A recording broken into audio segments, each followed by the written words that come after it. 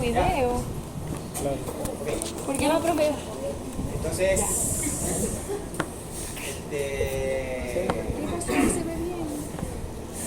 aquí se inicia la... Aquí no hay sístole todavía, todos estos dos lados ya. Pero aquí se inicia el ciclo. ¿Con qué? Con la apertura de la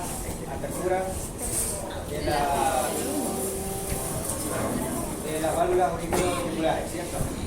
Se llena el ventrículo, aumenta la presión.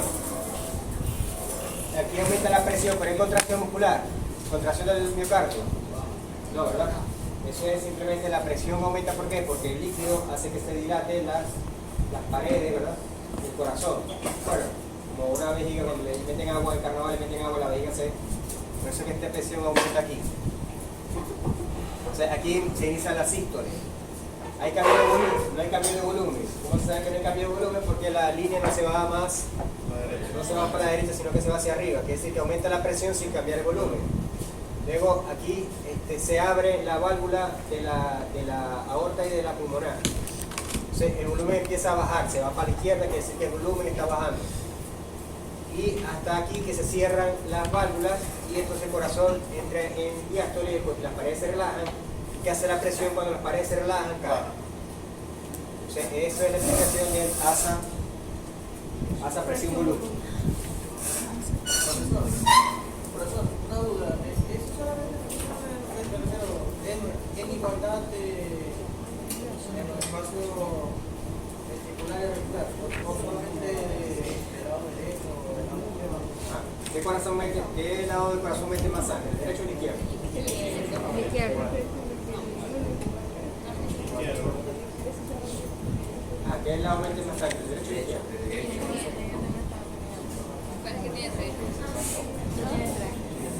Me responde, ¿quién más dice que el derecho? ¿Quién dice que el izquierdo? ¿Quién dice que el izquierdo? No, es mentira, es igual. Es igual. Es Igual igual. la concha de mango. Es igual, es la misma cantidad. Pero que igual. Te estaba preguntando que La sangre es igual en el derecho y el izquierdo, obviamente, porque si no va a haber un retraso de la sangre se tiene como ver igual, no va a haber una sangre moviendo más lento, otra más rápido.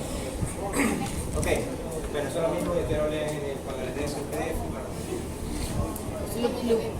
También lo mismo, ¿verdad? Dijimos que los gringos le dicen loop duck. Los gringos le dicen loop duck, yo lo digo pum pum.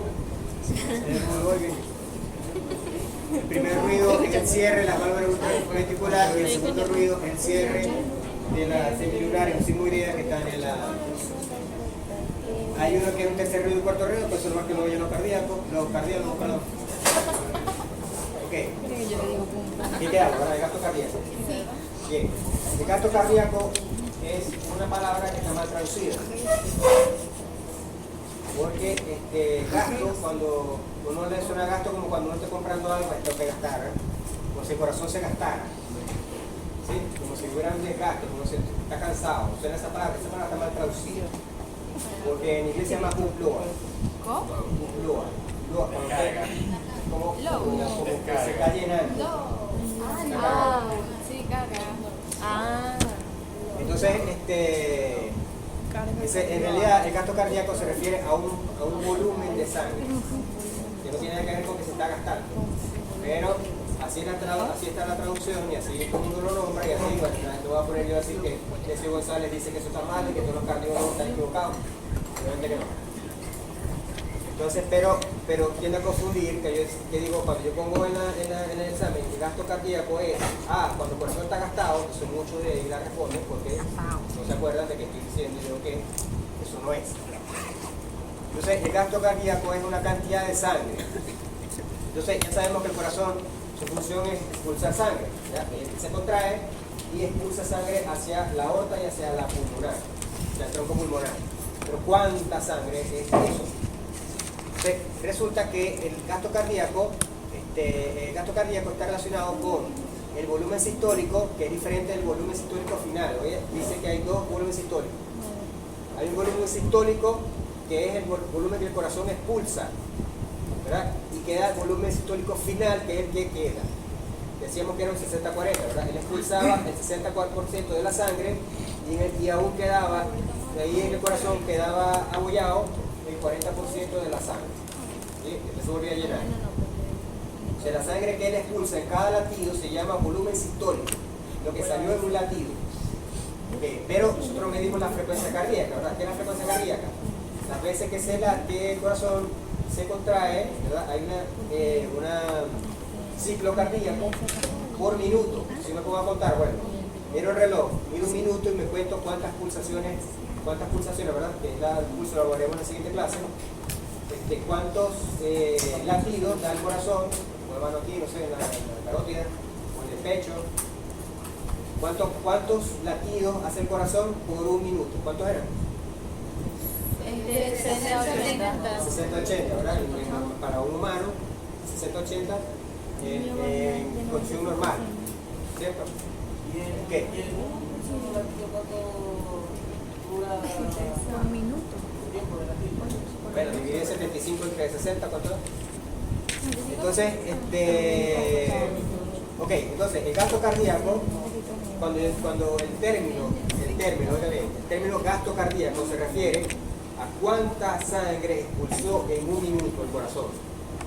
¿Por qué? Porque en un minuto se contrajo 75, 80, 100, 20, 200, no sé, las veces que haya sido, dependiendo de la especie y de la condición física que tenga, si estaba corriendo, si todavía acostado. Entonces, ¿cuánta sangre expulsó el corazón en un minuto? Entonces, ¿cuánta sangre expulsó el corazón en un minuto? ¿No? Gasto cardíaco es cuánta sangre expulsó el corazón en un minuto. O sea, que las veces que se contrajo en un minuto, cada vez que se contrajo, ¿expulsó qué? Expulsó un volumen sistólico. Y esa vez que se contrajo, que es un volumen sistólico, lo multiplico por la frecuencia cardíaca y me da un total por minuto. ¿Cuánto es ese total por minuto? Aquí está. Para un humano está alrededor de los 5.000 o 5 litros por minuto. O sea que en un minuto, por el corazón han salido 5 litros de sangre. Prácticamente como la sangre son alrededor de 7 litros, casi toda la sangre ha pasado por el corazón en un minuto. 5 litros por minuto. Wow. ¿Estamos claros, verdad? El índice cardíaco es algo parecido, pero tomando en cuenta la talla, esto ya lo usan los cardiólogos humanos, es el índice cardíaco, el gasto cardíaco por la superficie corporal. Esto lo usan mucho los dietistas, ¿verdad? Ustedes dirán, bueno, ¿cuánto es su índice corporal? Que tiene que ver con su altura, con su peso, con su edad y con su sexo. Si cada quien tiene una índice corporal, pueden buscar en internet, calculen mi índice corporal y ustedes dirán, bueno, si tengo mi edad, sexo tal y tu altura, te da cuánto deberías pesar, porque eso está calculado de acuerdo al índice corporal. Yo estoy pasado como con 3 kilos, debería pesar como 65, entre 65 y 66 kilos, estoy en 70. Porque ya se acerca diciembre, entonces ya estoy empezando a poner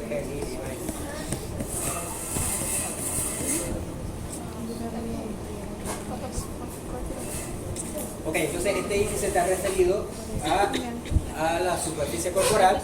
Bueno, eso es diferente. Esto es algo que te dice ahí en humano. Bien, ¿qué pasa cuando el corazón? Ustedes verán, si un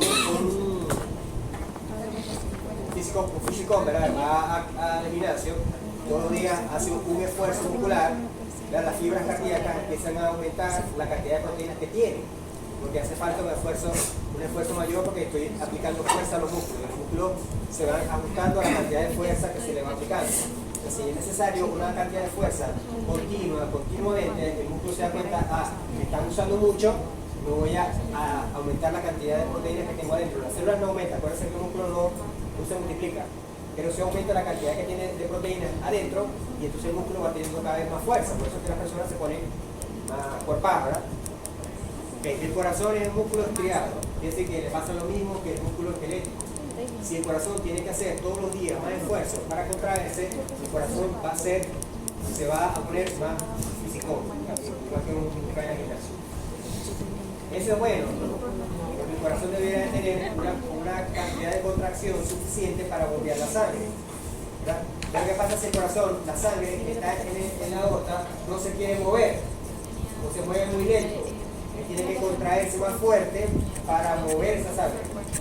O sea, a medida que el corazón todos los días, cada contracción tiene que contraerse más fuerte de lo normal, él va agarrando más músculo, se va poniendo más fuerte. Y eso es lo que se llama la cardiomegalia. Fíjense aquí, este es un humano, obviamente. Esto es una radiografía. Estos son las costillas, ¿verdad? Este es el tórax. Y aquí vemos la silueta cardíaca, que estaría más pegado al lado, ¿verdad?, izquierdo que al lado derecho. Bueno, el corazón está movido, va del centro hacia el izquierdo. Si vemos aquí, el corazón está un poquitico, una pequeña parte pasa al lado derecho, pero la mayoría del corazón está ubicado del lado izquierdo. ¿Verdad? No tiene ninguno. ¿Qué pasó en este paciente? Fíjense, todo esto es corazón. Entonces, si esto es así, este es un corazón que tiene que contraerse cada vez más fuerte para poder bombear la sangre. ¿Por qué el corazón tiene que contraerse más fuerte para bombear la sangre? Porque la sangre está ofreciendo resistencia a moverse. Entonces, él tiene que empujarla más duro. ¿Ya? Mientras el empuje no se mueva, más duro. Entonces, como la sangre tiene que empujarla más duro, le tiene que contraer más fuerte. Esa es una de las consecuencias de que haya un aumento de la resistencia de la sangre en los vasos sanguíneos. ¿Ya? Eso lo vamos a ver ahorita. Entonces, la consecuencia es esto, la cardiomegalia. Obviamente un corazón que termina siendo insuficiente, ya él no va a poder contraerse más fuerte y la sangre no va a ir tan rápido a las extremidades, se empieza a poner los dedos se empiezan a poner azules, la persona no puede respirar porque se le está congestionando el líquido en los pulmones y entra una serie de procesos de paciente cardíaco. Dirán, bueno, son los humanos, en los perros lo mismo. En los perros va produciendo cardiomegalia, es un perrito que corre de aquí a allá y llega.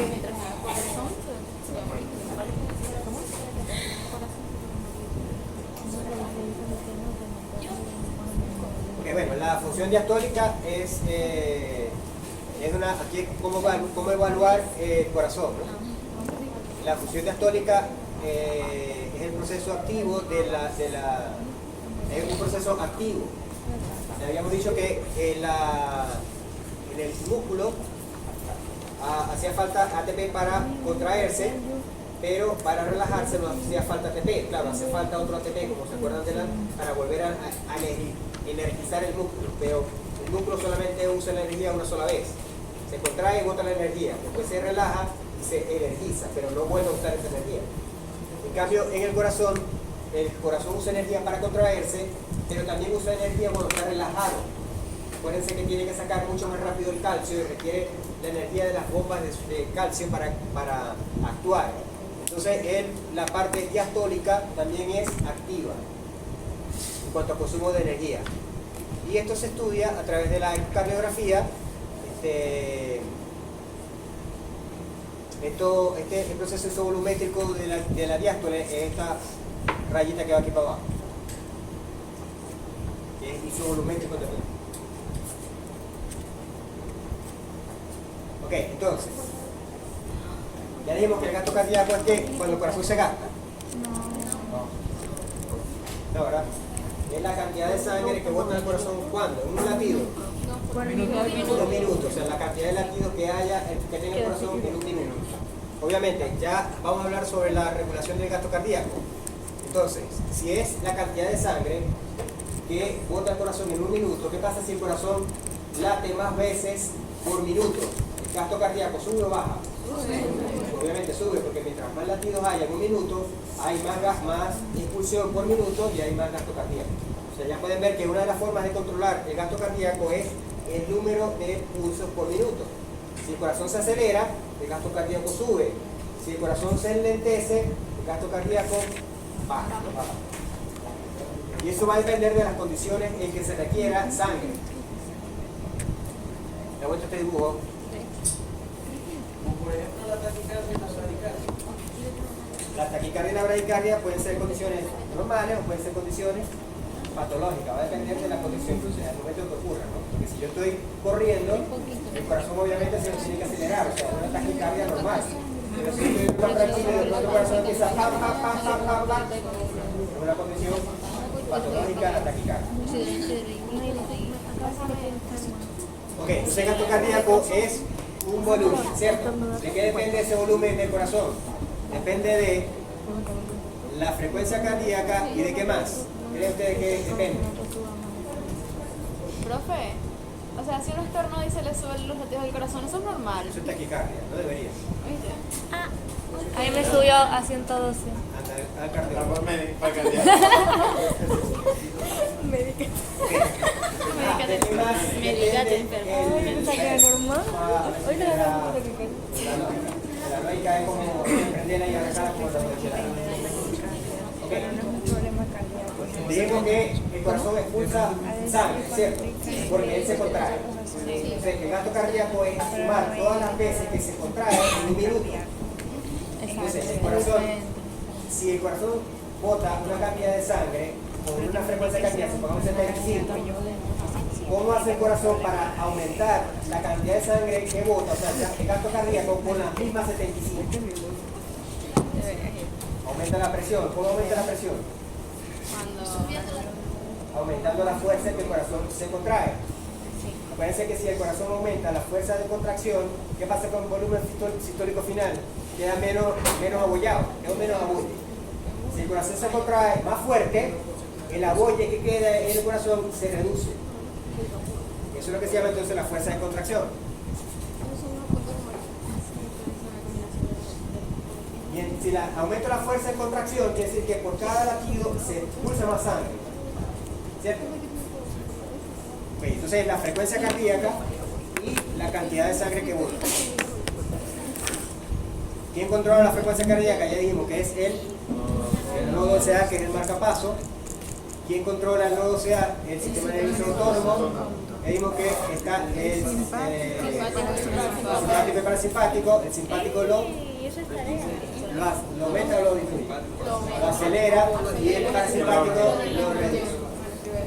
Hay una hormona que también actúa y la presencia de iones también puede afectar. Por eso que la persona que también dice, no, yo tengo que comer sin sal, porque el aumento de sodio cambia también la frecuencia cardíaca. Después que estés comiendo con mucha sal, Sal. ¿para qué suba? Sí. Y los iones también afectan la... Ok, por ejemplo, la mujer preñada tiene cambio en la frecuencia cardíaca con las hormonas de la preñez. Ok, el volumen sistólico, ¿cómo puede cambiar? Primero, que le entre más sangre en la precarga, y segundo, que en la poscarga sea más fuerte. Que esto tiene que ver con la contractibilidad del corazón. ¿Sí? Entonces, esto lo puedo preguntar esa mañana.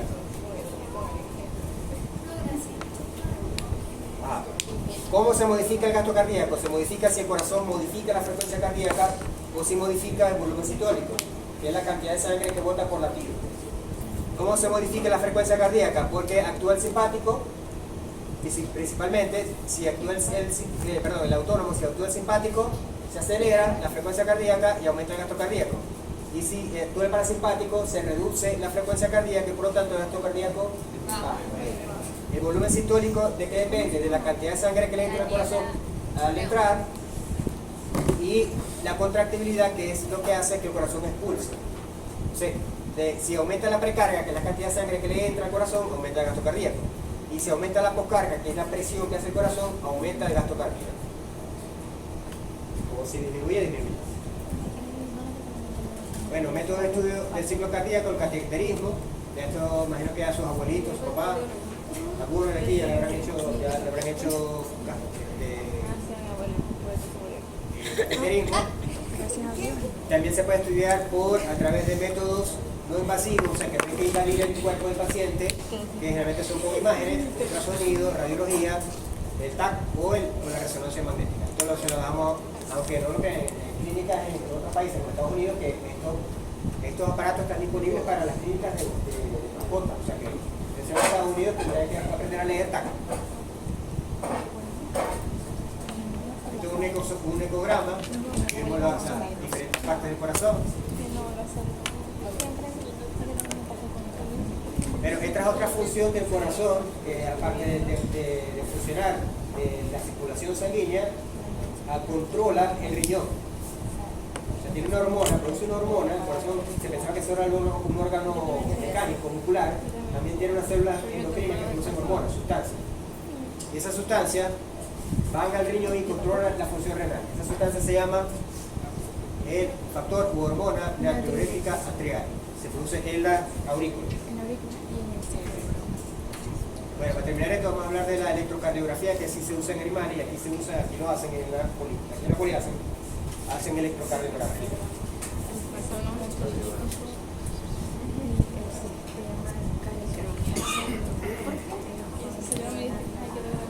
Vamos a ver. La electrocardiografía se basa en el principio de electroproducción del corazón. Es decir, que el corazón es un órgano, ya dijimos, produce sus propias descargas eléctricas, que son un pulso nervioso, pero esas descargas eléctricas se transmiten a través del corazón, ¿verdad? Pero también cuando el corazón contacta el resto de los órganos que tiene por los lados, esas ondas eléctricas también se transmiten hacia esos órganos hasta que aparecen en la piel.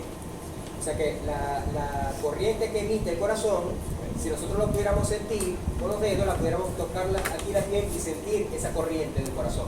No solamente el latido, sino la electricidad que produce. Obviamente es un voltaje muy bajo que no lo vamos a sentir con los dedos, pero hay unos aparaticos que sí son tan sensibles que sobre la piel, puestos sobre la piel, pueden sentir la electricidad que el corazón emite. Y entonces ese principio de electroproducción se detecta con un aparato que se llama electrocardiógrafo y lo transforma en una lectura que podemos realizar. Entonces el concepto de electrocardiograma es registro gráfico, o sea, lo podemos ver en una hojita de los potenciales eléctricos que son emitidos por el corazón y se transmiten hasta llegar a la piel. ¿Cuál es la importancia médica? Bueno, que este método, que cuando hay una patología médica, estas ondas eléctricas son diferentes, se cambian. Y esas ondas, al cambiar la onda eléctrica, podemos ya están asociados qué cambio es por cada patología. O sea, ya el cardiólogo o el veterinario que tiene formación en cardiología sabe que el cambio de una onda eléctrica es producto por el corazón tiene esta patología. Ya puede ir por ahí, puede ir diagnosticando lo que le pasa al perro o al caballo. Bien, entonces el corazón, él emite ondas eléctricas hacia todos lados, como si fuera un sol, ¿verdad? Pero hay ciertas partes donde él conduce más electricidad y otras hacia donde conduce menos. Entonces, hacia donde conduce más es la dirección de aurícula a ventrículo. Esa es la dirección que más hay ondas eléctricas, pero él emite ondas hacia todos lados. Entonces, esta sería la línea neta, la línea eléctrica neta. De atrás hacia adelante, de arriba abajo y derecha a izquierda. Obviamente esto es humano. Aquí de hecho no serían animales porque en los animales el corazón está de lado, entonces es diferente. Pero en humanos es de atrás hacia adelante, de arriba abajo y derecha a izquierda. Entonces esta línea es el potencial neto. O sea, hacia donde hay más electricidad. El corazón, hay más electricidad de arriba hacia abajo. Y de derecha a izquierda.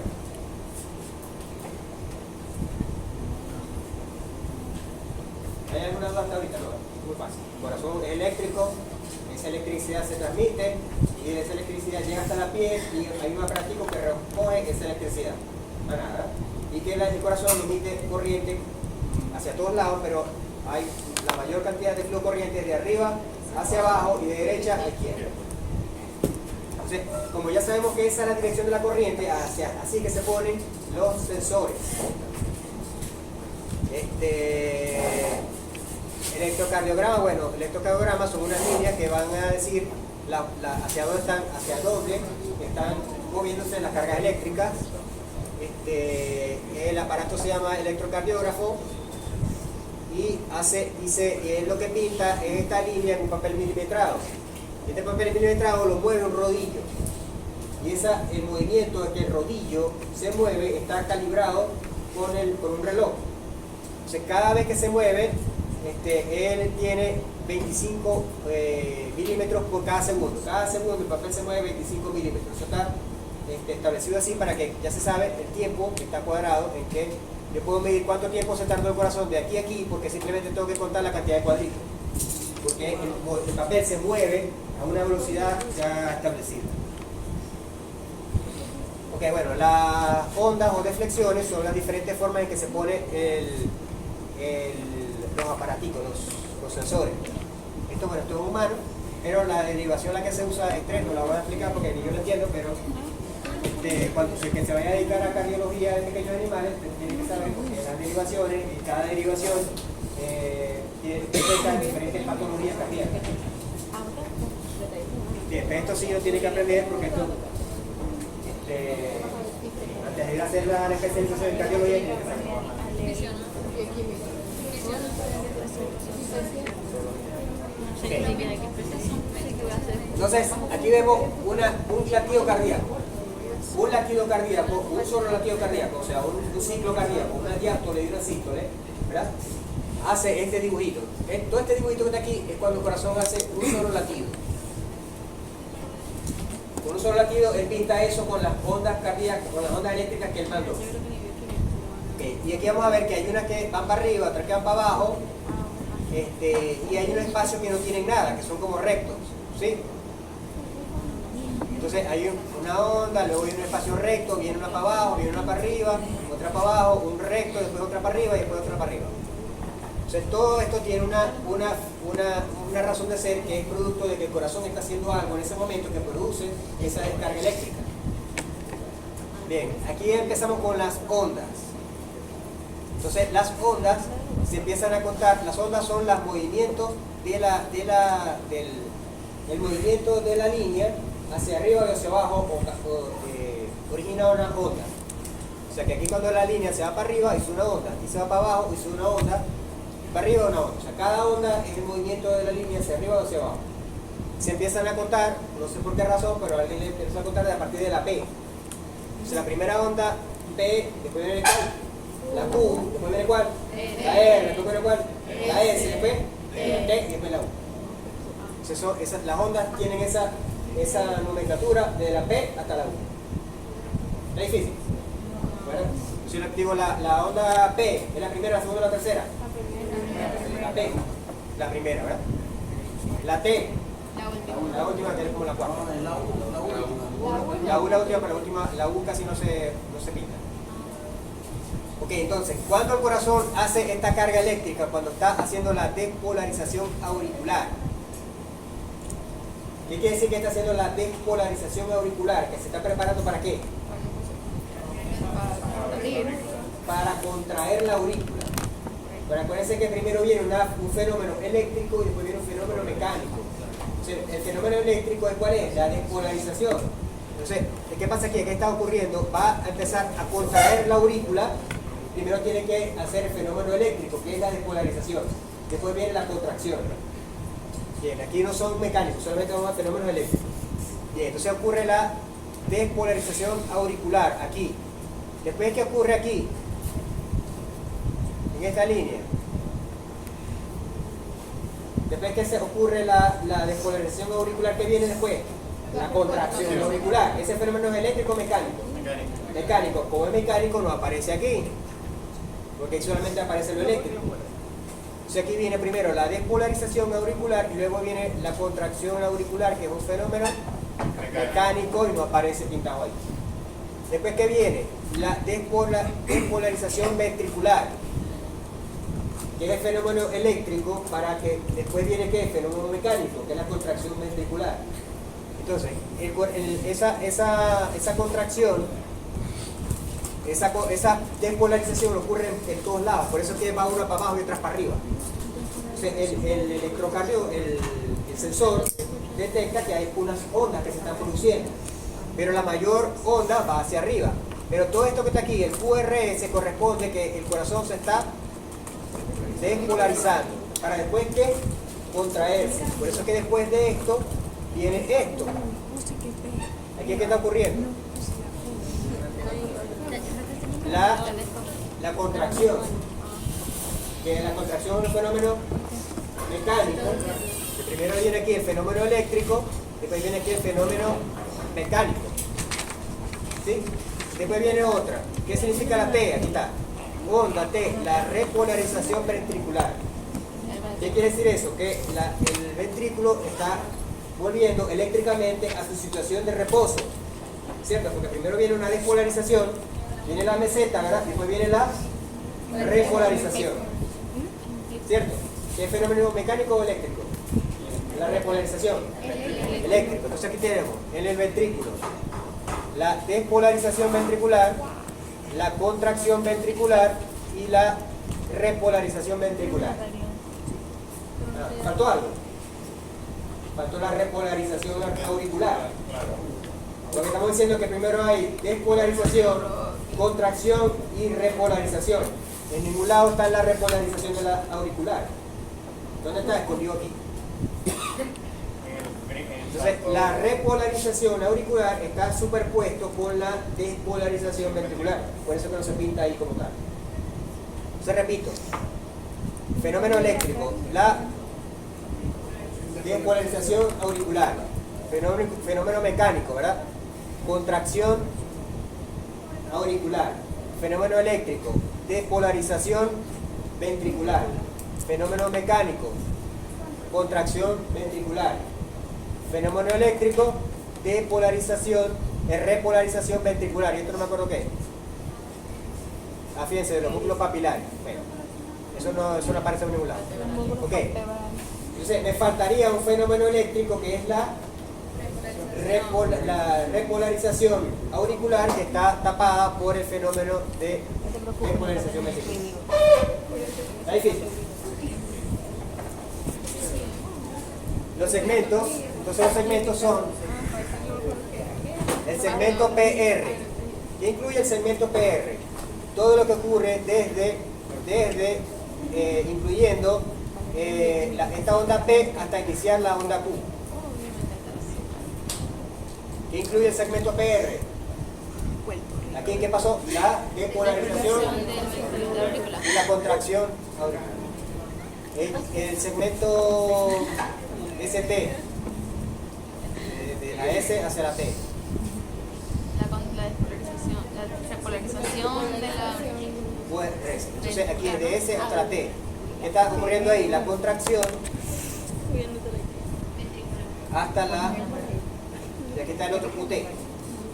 O sea, el PR es solamente auricular y el QT sería ventricular.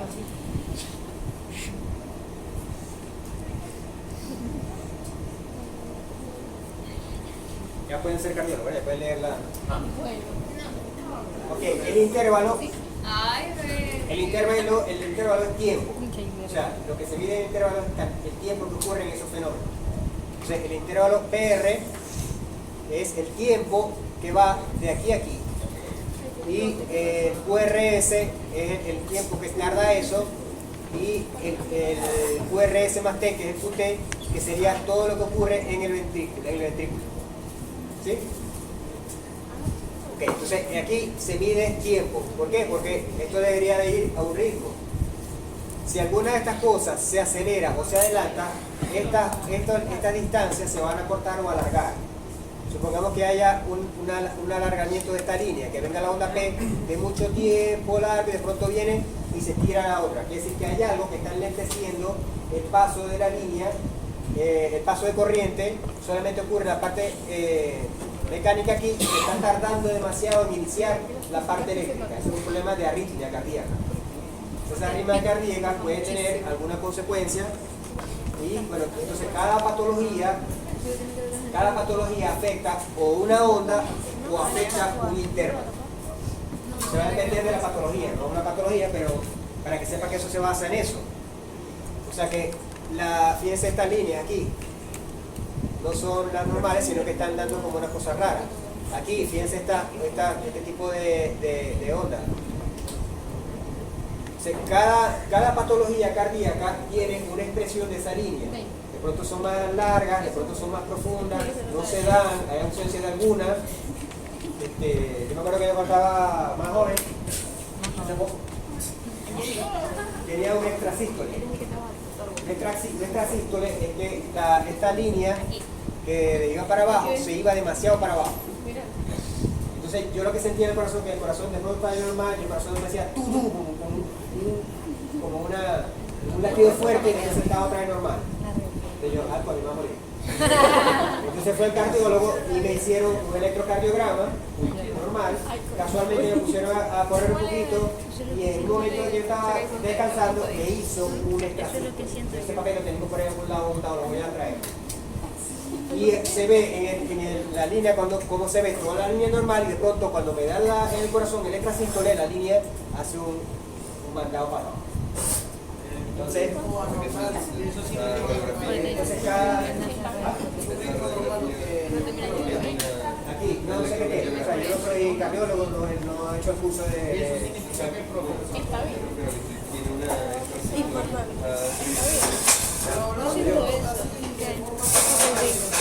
Yo también, queda todo. Queda todo. Vamos a ver, se tienen dos cosas. Primero, si hay algunos problemas de frecuencia. ¿Verdad? Porque ustedes ven la película esa de guiar, o de la que sea, de un doctor, no sé. La pega a la máquina y la máquina pip, pip, pip, pip, y le dice, no, que el paciente se va a morir, y le empieza pip, pip, pip, pip. O sea que la frecuencia cardíaca empieza a aumentar. O sea, la frecuencia, esos monitores cardíacos hacen esto, pero en vivo, o sea, están todo el tiempo haciendo estas ondas.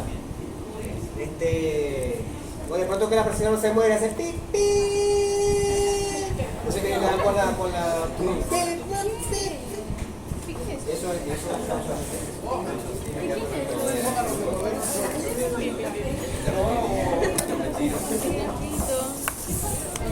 no le pasaba otra clase, ¿no?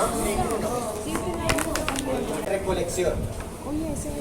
Y este circuito estaba cerrado, la sangre no se puede salir de ahí, porque se sale de ahí, la persona tiene una hemorragia y se muere. Si ya hablamos de la función cardíaca muy rápidamente, mucho más que hablar, pero no lo vamos a poner aquí a como cardiólogo, sino que tienen que saber las bases fisiológicas del funcionamiento de los tejidos y de los órganos para cuando vayan a poner un tratamiento, ¿verdad? Que sepan a qué órgano el sistema está afectando y cómo.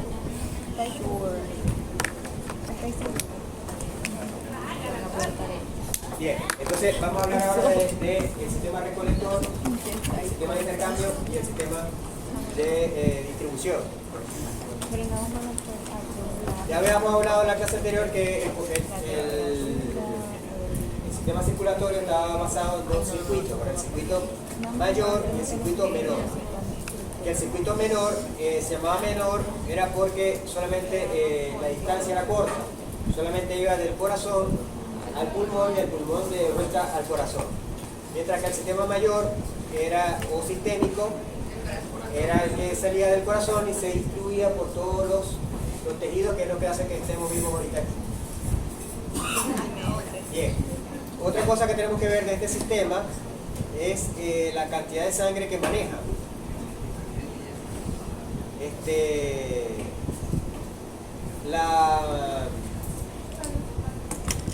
La capacidad vascular va a depender de la cantidad de venas y arterias que haya, pero también de la capacidad que tengan esas venas o arterias de almacenar sangre. ¿De qué va a depender el almacén de sangre? De la capacidad que tengan esas arterias o venas de permitir expandirse. Obviamente mientras la arteria se expande más o la vena se expande más, puede almacenar más sangre en todo momento. Entonces tenemos tenemos dos características de las arterias y de las venas. La elasticidad de la pared, que permite que la arteria o la vena acumule presión o acumule volumen. ¿Cómo es esto? Si la pared se expande mucho, como ocurre en las venas, si la pared se expande mucho, él acumula volumen, porque él puede expandirse aquí, le mete más volumen y él le mete más volumen y él se expande y él mete más volumen. Pero en el caso de las arterias, como no se pueden expandir, le meten más volumen y él no se expande, sino que aumenta ¿qué? La presión. Entonces las arterias, al meterle volumen, no aumenta la cantidad de sangre, sino que aumenta la presión en que él almacena la sangre. En cambio las venas, como ellas sí se pueden expandir, yo le meto más volumen, almacena el volumen sin problema, porque ya se pueden expandir. Entonces, dependiendo de la expansión de la pared, vamos a tener vasos que permiten mucha elasticidad y pueden almacenar sangre, y vasos de poca elasticidad, lo que hacen es meterle presión a la sangre. Las paredes de los vasos sanguíneos, cuando están normales, tienen esas funciones, unas funciones de almacenamiento y unas funciones de presión. Sin embargo, hay un problema patológico que pueden afectar esas paredes y empezamos a tener problemas, como en el caso de las venas, donde la pared es demasiado, o sea, tiene un límite, ¿no?, de expansión. Pero si ese límite se pasa, la vena empieza a expandirse demasiado, lo que llamamos varices, que le salen las viejitas en la es decir, que unas venas que están sobreestiradas, ¿verdad? También puede ocurrir en el testículo, lo que llaman varicocele, ¿verdad? Bien, o en el ano, con lo que llaman las hemorroides. Son venas que han sobrepasado su capacidad de estiramiento y ya no pueden volver a regresarse a su tamaño.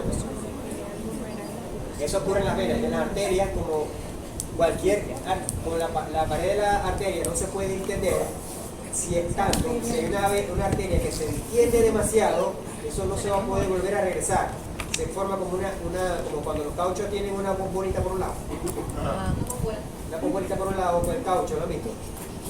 Eso no se puede volver. El caucho, no, por más que lo traten de aplanar, va a volver a salir ya se dañó estructuralmente el caucho.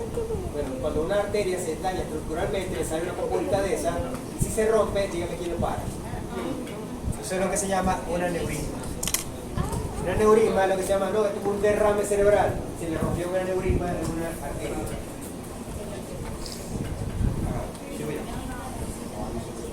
Bueno, ustedes saben que hay arterias y venas, ¿verdad? Eso lo saben desde bachillerato. Pero las arterias y las venas tienen diferencias.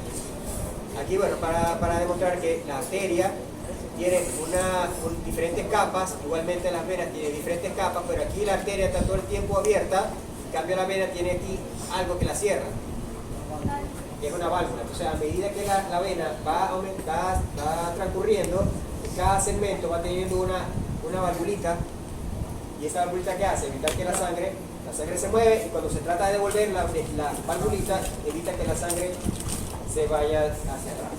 O sea, eso nada más lo tienen las venas. Ustedes pueden preguntar examen, ¿cuáles son las válvulas más eficientes? ¿Las válvulas de las arterias o las válvulas de las venas? De las venas, las arterias no tienen válvulas. Las arterias no tienen. Porque me ponga que las venas son más eficientes, está bueno. Es más eficiente. Las arterias no tienen.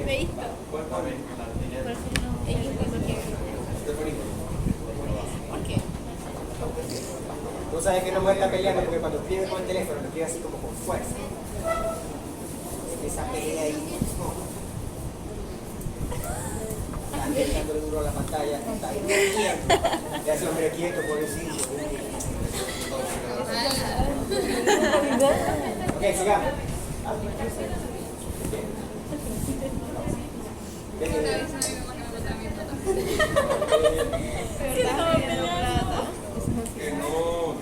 Que la respuesta correcta es que ya voy a tener una respuesta del examen. ¿Cuáles serían las opciones? ¿Cuáles serían las opciones? Venas, arterias, ninguna de las dos, todas las anteriores, no se dan clase. Ninguna de las anteriores. Ninguna de las anteriores. La arteria no tiene válvula, entonces no puede decir que es más eficiente, porque es decir más y que estás comparando, no puedes comparar porque la arteria no tiene. Entonces ve, aquí está una arteria, ven la arteria, ¿verdad? Tiene sus capas hasta el centro que está hueco, ¿verdad? Y en el hueco, ¿qué hay aquí en el hueco? Sangre.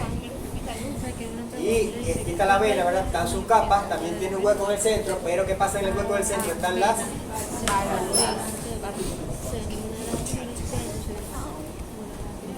de la más grande hasta la más chiquita. Entonces comenzamos en el corazón.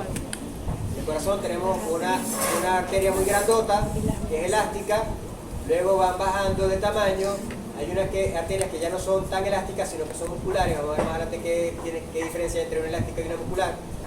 Luego se transforman en pequeñas arteriolas, arteriolas, van a los capilares, que dijimos que era el sistema de intercambio, y de los capilares salen las venas, que son las venas más pequeñas, se llaman vénulas, después las venas pequeñas, las venas más grandes y la vena cava. Y después llega el corazón y para completar el circuito. Pero entonces ven que una de las cosas que va haciendo la sangre es circular desde un sistema de venas cada vez más grande, se van ramificando en cada venas más pequeñas, arterias más pequeñas, y cada arteria va disminuyendo el tamaño del hueco del centro que se llama el lúmen.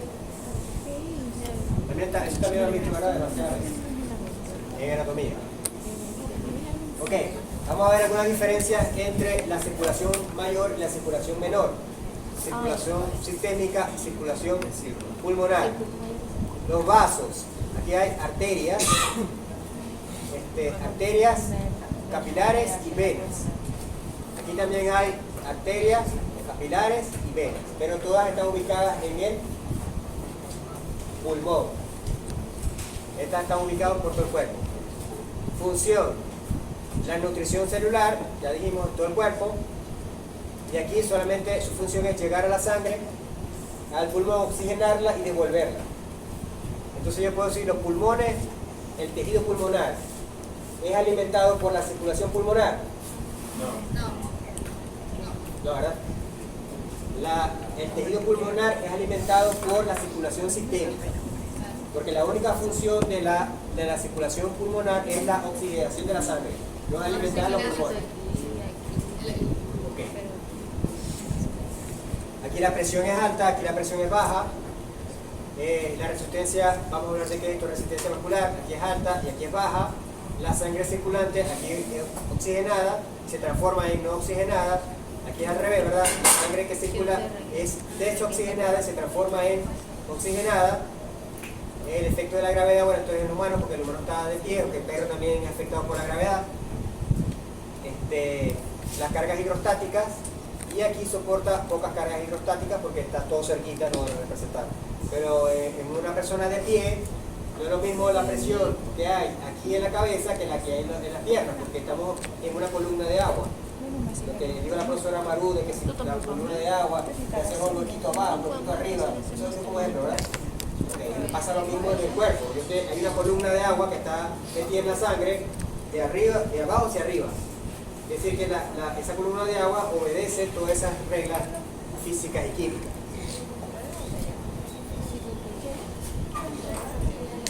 Bueno, para recordarle, ya dijimos que la sangre tiene agua, células y una cantidad de sustancias disueltas, o sea que están nadando en el agua, ¿verdad? Entre las cuales tenemos los iones, pero también están proteínas, hormonas, sustancias, aminoácidos, una gran cantidad, y que representa del 7 al 8% del volumen la sangre. Ok, ¿qué más? ¿Qué es eso? Esa es la cantidad de sangre que hay en cada momento. O sea, yo hago así, ¿cuánta sangre hay en cada sitio? En el corazón hay un 7%. De toda la sangre, el corazón está en un momento, yo saco una foto, y en ese momento el corazón tiene el 7% de la sangre. Los vasos pulmonares están el 9%, en las grandes arterias está el 8%, y fíjense en las venas, aquí están las demás arterias, fíjense en las venas, está el 25%, y en las grandes venas está el 39%. O sea que si sumamos las venas, ¿cuántos tienen?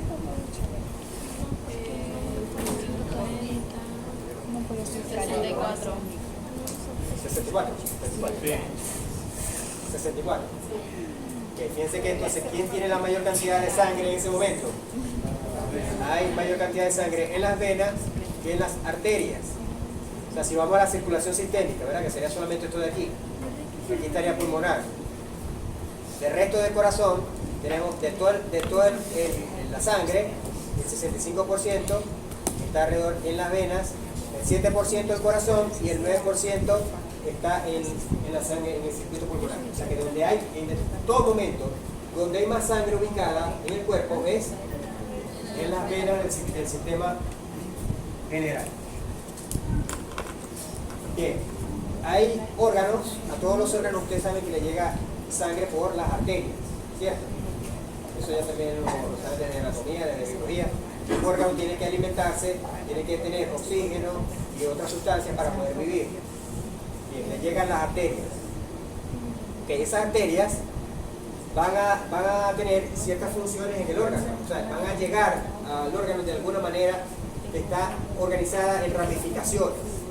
O sea, no sé por ahí hay algunas ramificaciones a partir de la aorta se ramifica que se las ilíacas se ramifican en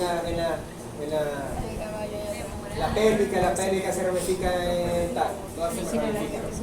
Okay.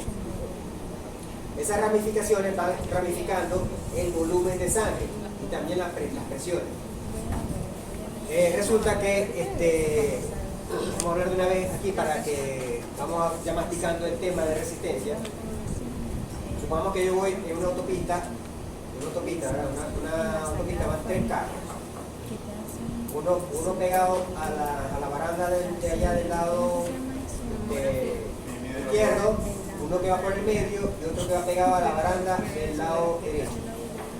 Sí, van los 3 carros circulando por la carretera. Resulta que viene la carretera y se estrecha, pero los 3 carros van a ir igual ahí pegaditos.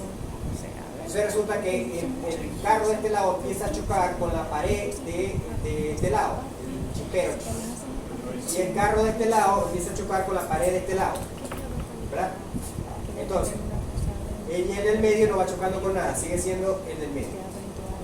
Okay. ¿Qué va a pasar con la velocidad? Los 3 van a ir a la velocidad. Pero ¿qué va a pasar con la velocidad que los carros que empiezan a chocar con la pared? Van a reducirse, ¿verdad? Entonces esos carros al chocar con la pared van a ir reduciendo la velocidad y el de medio la va a adelantar, ¿cierto? Eso es de lógica, ¿verdad? Okay. Quiere decir que si algo está chocando contra otra superficie, esa superficie le va a restar velocidad, se va a restar, va a oponerse al flujo. Eso quiere decir que tiene una fuerza contraria. Yo tengo una fuerza que es el motor que me está haciendo acelerar hacia un sentido, pero la pared me está haciendo la fuerza contraria, me está haciendo fuerza hacia el contrario. Entonces la velocidad va a ser la diferencia entre la fuerza que yo aplico hacia adelante con la fuerza que me aplica la pared hacia atrás, ¿cierto? Entonces estos carros que van a los lados van a ir más lento que el carro que va en el medio, porque el carro que en el medio no está chocando con nada.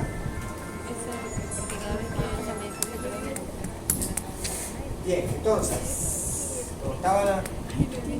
ok, esa fuerza contraria que está ejerciendo la pared, porque la pared está ahí, la pared no está haciendo nada, la pared simplemente está ahí, el carro es el que está chocando contra ella. Esa fuerza, se quiere decir pasiva, que está ejerciendo la pared contra el carro, es lo que se llama resistencia. Y la resistencia también puede solamente, o sea, estamos hablando de carro, pero la resistencia se puede medir en una manguera. Te puedes prender una manguera para regar las matas y el chorrito que está chocando, todo el agua que está contactando la pared de la manguera va más lenta y la que va por el centro va más rápido.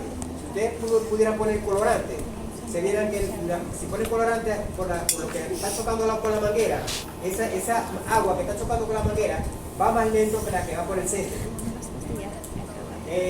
La corriente eléctrica, o sea, ahí se ven una lamparita acá electrónica y le ven una cosita que tiene unas rayitas, eso son resistencias. ¿Qué son resistencias? Son aparatos que cuando pasa la corriente por ahí, le resisten al paso y quiere decir que pasa menos corriente para el otro lado. O sea, la resistencia es una fuerza contraria al flujo de lo que sea. En este caso, estamos hablando del flujo de ¿qué? De sangre. Entonces, la resistencia es la fuerza que ejerce la pared para evitar o contra el flujo de sangre, simplemente por el hecho de rozar con la sangre. Si ella roza, le resta velocidad. Igual que un carro. Cuando hablan de resistencia, acuérdense de ese ejemplo de los carros. Es decir, el carro que está chocando con la pared, circulando, pegado a la pared, rozando la pared, no puede ir tan rápido como un carro del medio que vaya sin chocar con nada. Entonces la pared le está ofreciendo resistencia al paso del carro. En este caso las paredes de las arterias, la sangre que va en contacto con las arterias, con la pared, va más lento porque la pared las va frenando. y la del medio, que va sin chocar, va más rápido.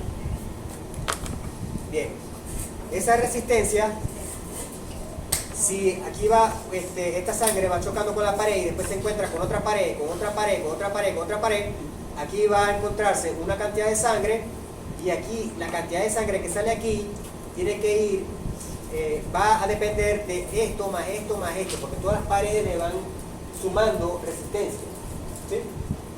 En cambio, en este circuito, esta sangre solamente se opone en esta pared y después sale. O sea, aquí la resistencia está distribuida en cada vaso dependiendo del ancho del vaso. Por eso que dice que hay circuitos vasculares que son en serie, donde la resistencia se va sumando, porque la sangre pasa por esta aquí, después tiene otra resistencia, después tiene otra resistencia y otra resistencia. Los circuitos en serie son circuitos que tienen resistencia y se va sumando. En cambio, los circuitos en paralelo es cuando la sangre se distribuye en diferentes ramificaciones. Cada ramificación tiene una resistencia diferente, algunos vasos son más anchos, otros vasos son más pequeños, y por lo tanto la sangre circula con más eficiencia. Donde tiene que ir más rápido, ¿qué hace el cuerpo? Tiene un paso más largo, más práctico. Donde tiene que ir más lento, ¿qué hace el cuerpo? Le pone un paso más chiquito, le ofrece más resistencia. ¿Sí? Por eso que hay arterias grandes, se ramifican en arterias más pequeñas, y cada tamaño de arteria está fríamente calculado por la naturaleza, por la evolución, para tener ese tamaño en ese sitio. Porque esa es la resistencia que tiene que tener. Entonces, hay órganos donde entran arterias y salen arterias, ¿no? O dentro de su mismo órgano hay una arteria que termina con otra arteria y empieza con otra arteria. Hay circulación en serie. Por lo menos el riñón entra una arteria, la arteria se ramifica, vuelve a salir arteria hasta que se transforma en vena. Un circuito en serie. Bueno, aquí está mejor explicado, ¿no? Circuito en serie. La resistencia se suma. O sea, la sangre tiene que pasar por esta resistencia, aparte pasar por la otra. Circuito en paralelo. La sangre entra por un vaso sanguíneo que cuando se necesita que la sangre vaya más rápido, entonces ese circuito tiene el vaso más ancho. Cuando la sangre tiene que pasar más lento, entonces ese circuito tiene la arteria más pequeña, y en ese caso la resistencia es mayor en ese circuito y la sangre va más lento. ¿Sí? La naturaleza es sabia en ese aspecto. Ok, entonces, si esto es así, ves un número y yo no voy a preguntar qué tipo de R cuadrado es de la fórmula de geometría del área de la circunferencia tipo de R cuadrado. Y que pi es un número infinito que se calcula por la... Sí, 3, 14. Los 6, 3,14, 15, 16, después sigue, son números diferentes. Ok. Bien, pero lo importante es lo siguiente de aquí. Que como la arteria tiene que forma cuadrada, la arteria tiene forma aproximadamente circular. Las arterias no son cuadradas y de forma de corazón. Las arterias son circulares y por lo tanto esa área, el área tiene una forma de calcularlo que es el cálculo de la forma de área. Pero lo que interesa es que hay un área. Es un área, es la superficie. Ahora, si yo tengo este cuadrito tiene un alto, un largo y un ancho. Tiene un área. O sea, un área, el área es, aquí en este caso es de 2 dimensiones, porque estoy tomando el ancho y el largo. Ahora, si le pongo, si fuera un cubito, si tuviera otra superficie que es la tercera dimensión. Pero bueno, estamos tomando en cuenta que la arteria es como si fuera un cuadrito de esto, o sea, un área de 2 dimensiones. Entonces tenemos el corte. O sea, ustedes agarran una salchicha, ¿verdad? Y agarran y la cortan por la mitad. Bien. A ver, Raquel, no te veo hambre cuando dices salchicha. ¿Qué? Entonces, agarran la salchicha y la cortan por la mitad, ¿cierto? Tienen 2 mitades de salchicha. Ahora, la salchicha la miran justamente así, de frente. ¿Ven un círculo o no? Sí. Ese círculo es de 2 dimensiones. Claro, si la salchicha la miran así, la salchicha no tiene 2 dimensiones porque la salchicha es larga, o sea, es un cilindro. Pero si la salchicha la miran así, solamente ven el circulito. ¿Cierto? Por eso que la arteria tiene un área. Ustedes tienen una arteria así. Es el área de la arteria, el área vascular. Se calcula con esa poca fórmula que, como digo, yo me la sé, pero lo importante que ustedes sepan es que si ustedes cortan una arteria con una salchicha, ¿verdad? Y la miran así, van a ver solo un círculo. Y ese es el área de la arteria, el área vascular de la arteria. ¿Por qué eso es importante? Porque cada arteria tiene un área. Y esa área va a depender de la velocidad en que la sangre circula por esa arteria, ¿no? Si ustedes tienen un tubo de media, ¿verdad? Un tubo de media de agua, y después es solamente una conexión y se abre a un tubo de 1 pulgada, un tubo más grande, ¿verdad?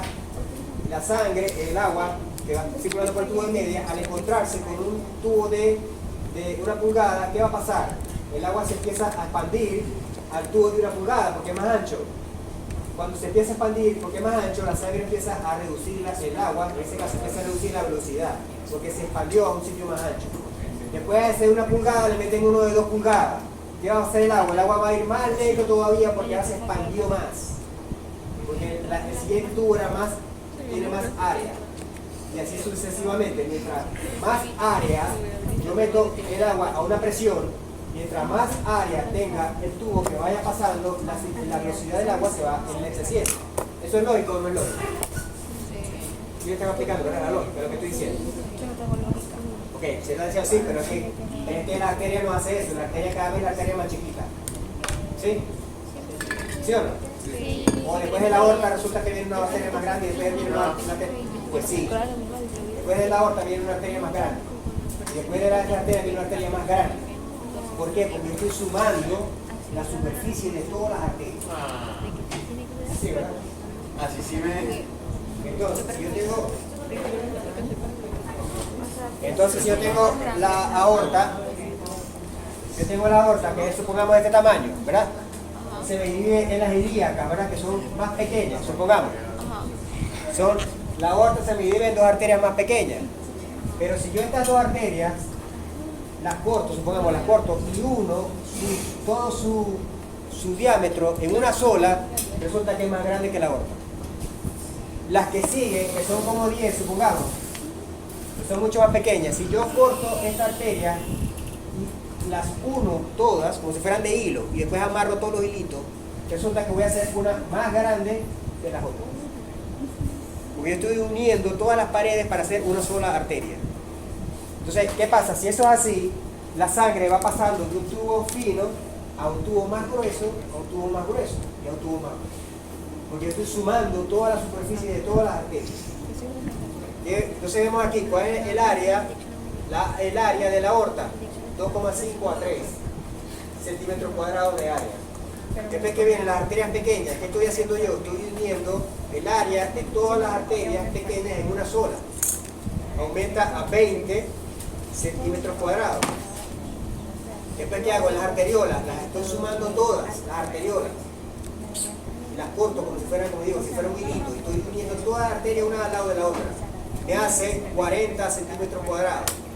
Y esos son los capilares. Yo uno todos los capilares del cuerpo, desde que tengo aquí el dedo, lo que están aquí en el brazo, todos esos capilares, yo lo uno en una sola gran arteria. Me da una 2.500 centímetros cuadrados, 2,5 metros de área de capilares. Luego los capilares tienen las venas más pequeñas, se van a 250 y la vena pequeña 80 y la vena cava 8. Pero si sumamos lo que corresponde a área de vena y al área de arteria, sabemos que entonces resulta que hay más área de vaso sanguíneo en la vena que en las arterias. Lo que más que hay 2,5 más 20 más 40 hay 62,5. Y en las venas, ¿cuánto hay? 250 más 80 son 320, 350, 40 más 8. Entonces le pregunto al examen, ¿quién tiene más área? ¿Los capilares o la aorta? Recuerden que la aorta, porque la aorta es grandota y el capilar es finito. No es lo que estoy diciendo. Área es cuando yo sumo todos los vasos sanguíneos en su área para hacer un solo gran vaso. Entonces, obviamente la aorta es una sola, buena comunicación. los capilares son millones. Entonces, como los capilares son millones, yo son millones, los voy sumando, me da lo que un capilar, ¿cuánto mide? Micras. Apenas unas micras, o sea que ni siquiera llega a un milímetro, un capilar no llega ni a medio milímetro, menos, con micras. Pero yo lo sumo todo, la gran cantidad que hay, y me da 2,5 metros de área. Con esto sí. Más grave que eso. Ok. Eso es importante, ¿por qué? Porque a medida que la sangre, como el tubo que estoy diciendo, a medida que la sangre entra de un tubo más pequeño a un tubo más grande, la sangre tiende a dilatarse, o sea, a donde estirarse, y la velocidad va a reducirse. Entonces tenemos aquí ya lo que vimos, era la secuencia, la aorta, las arterias más grandes, las arteriolas, los esfínteres, que son unas arterias especiales, que son un segmento especial, los capilares, que está el diámetro, ¿no? Fíjense, 8 micras, ni siquiera llega ni a la médula 20 micras, la vena 5 milímetros y la vena cava, eso es cada una, ¿no? Pero estoy diciendo que yo lo sumo.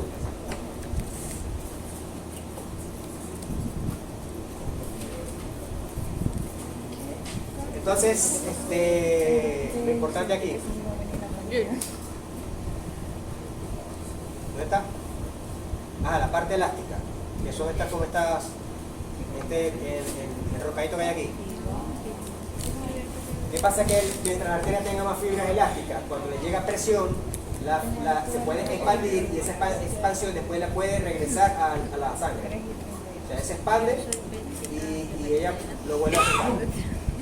Hay estas mientras menos tengan elasticidad, quiere decir que si le llega presión de sangre, ellas no se pueden estirar.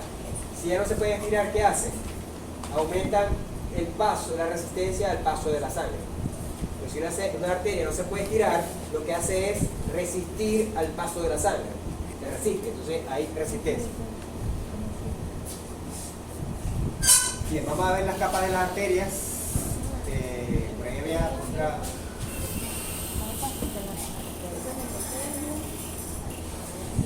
Bueno, esto es lo que estoy diciendo. Cuando el tubo pasa de un tubo más grande, pasa a un tubo más grande, la velocidad se disminuye. Pasa a un tubo más grande todavía, la velocidad vuelve a caer.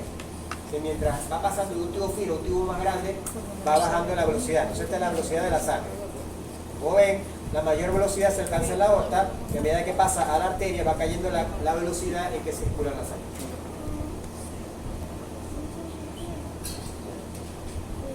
Esto es resistencia, vamos a ver la resistencia más tarde.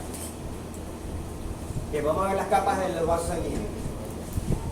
Tiene varias capas. La capa más interna, o sea, la que tiene contacto con la sangre, se llama el endotelio. Bien, el endotelio es una barrera contra la salida de la sangre, es el que mantiene la sangre adentro del vaso sanguíneo, o sea que debe estar intacto, ¿verdad?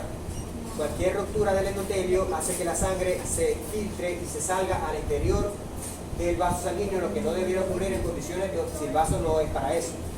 Pero hay vasos sanguíneos donde sí, lo importante es que se salga la sangre, que es los capilares. Los capilares, el endotelio sí tiene una estructura para que el líquido, el plasma, ni los vasos sanguíneos, ni la célula, ni las células, ni las proteínas se salgan. ¿No? Solamente, yo lo dije aquí. El capilar tiene solamente tiene endotelio, y ahí la sangre se puede salir, la sangre no, el plasma se puede salir, dejando siempre adentro la célula, la proteína. Bien, pero en el resto de los vasos sanguíneos, el endotelio, como digo, mantiene la sangre adentro del vaso sanguíneo y debe estar intacto. Una de las cosas, de las funciones que tiene el endotelio, aparte de ser la parte interna del vaso sanguíneo, ofrecer resistencia y tal, primero es una acción de regulación de la coagulación. La coagulación se llama hemostasia, ¿no? El nombre médico de la coagulación es hemostasia, lo verán en la siguiente clase. Antiagregante.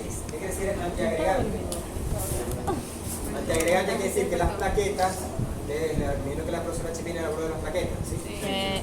¿Cuál es la función de las plaquetas? Que las plaquetas se unen una con otra, se forman un tapón grande, ¿verdad? Que trata de tapar donde haya una ruptura del vaso sanguíneo. Se forma un trombo.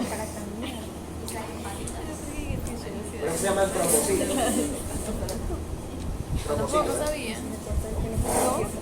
Ok, las plaquetas se tienen que unir una con otra. Ese proceso de unir plaquetas una con otra se llama agregación. La agregación plaquetaria. Que la plaqueta se una con una, viene otra, se forman millones de plaquetas, se unen y forman un taponcito. Esa unión se llama agregación. Cuando yo digo que el endotelio es antiagregante, ¿qué quiere decir? Que evita que pase eso. ¿Por qué? Porque si el endotelio está sano, no tiene por qué las plaquetas estarse agregando. Entonces ella las regaña, no se están agregando. Entonces las plaquetas pasan sin estarse agregando. ¿Por qué? Porque si las plaquetas se agregan donde no deben, pueden construir vasos sanguíneos. Entonces no se deben agregar. Profe, ¿y las plaquetas se unen cuando se hacen pseudopuntos? Sí, ya salen y se agarran una con otra. Y eso lo van a ver con coagulación en el siguiente tema que lo va a dar por favor.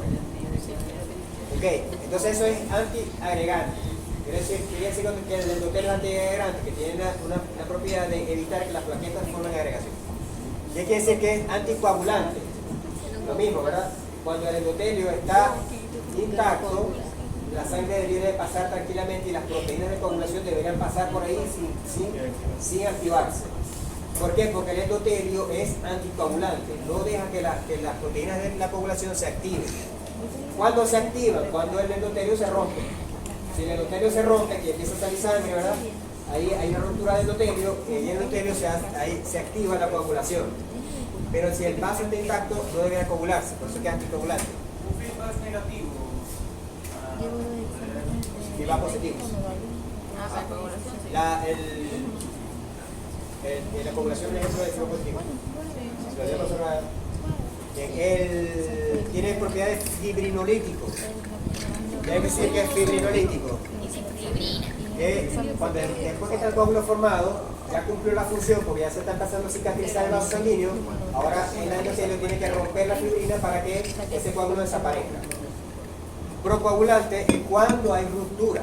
Si hay ruptura del endotelio, se liberan ciertas sustancias que son procoagulantes y activan la coagulación.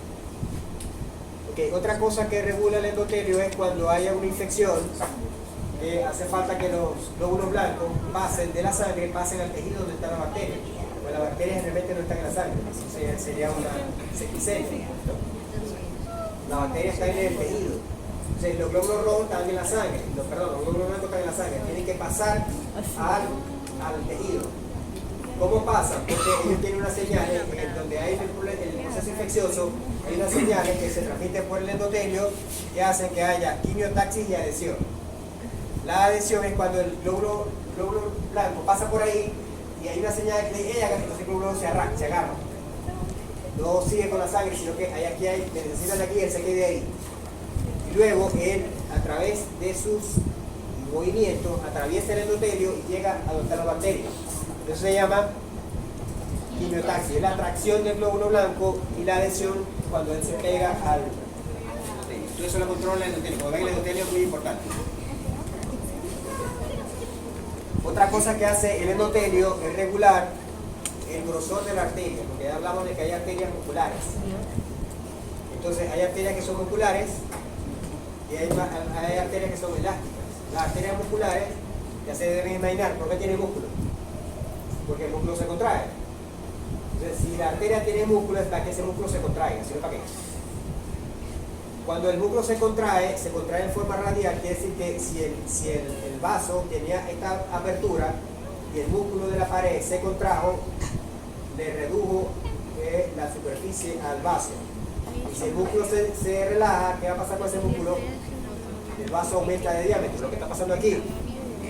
Si el músculo se relaja, tiene este diámetro y por ahí pasa la sangre. Si el músculo de la pared se contrae, se reduce el diámetro del vaso sanguíneo. Esto sería como para qué. ¿Qué creen ustedes? Para que se haga presión. Para que aumente la resistencia. ¿cierto? Si aumenta la resistencia, disminuye la velocidad de la sangre y aumenta la presión. ¿Sí? Esto se llama lo que se llama la vasoconstricción. ¿Se han escuchado esa palabra? Vasoconstricción.